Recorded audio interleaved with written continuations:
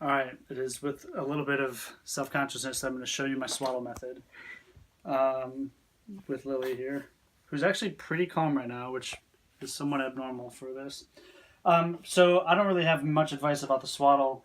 I have it almost all the way folded in half, but not quite, and really doesn't need to be too perfect. The one thing that I realize sometimes is that sometimes it's not long enough this way, and it makes it hard to make the second fold.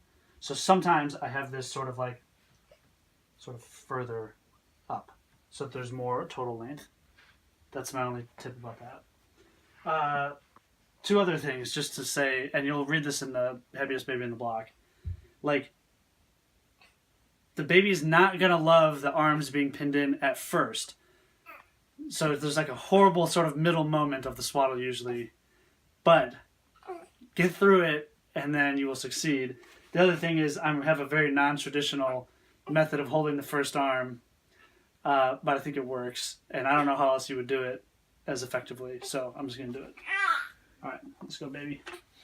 So she lays in the middle, first arm in. Oh, by the way, her first arm goes really gently, but if it does not go gently, you just have to like apply firm but gentle, consistent pressure, and eventually the arm will let go. So her first arm at this point like actually goes pretty easily.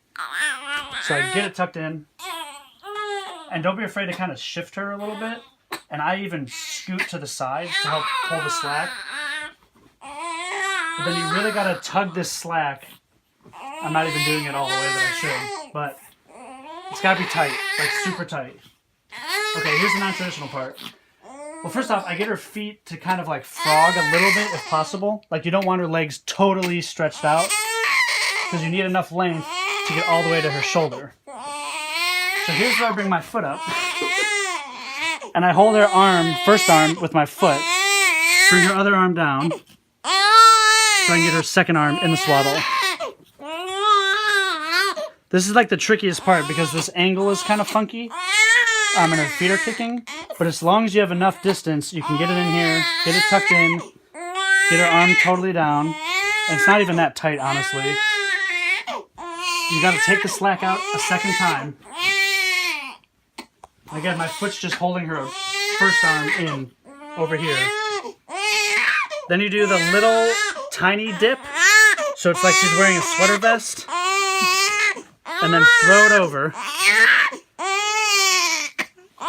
And then comes the wrap. I tighten at the bottom and at the top. Top, bottom. So it's like pretty wide.